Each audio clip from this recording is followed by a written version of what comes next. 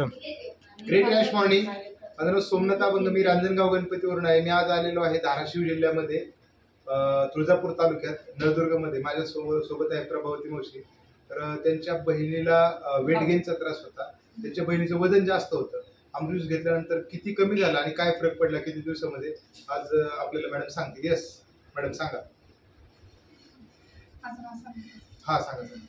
प्रभावती गुलाबदार माझं नाव आहे. माझी बहीण पुण्याला असते.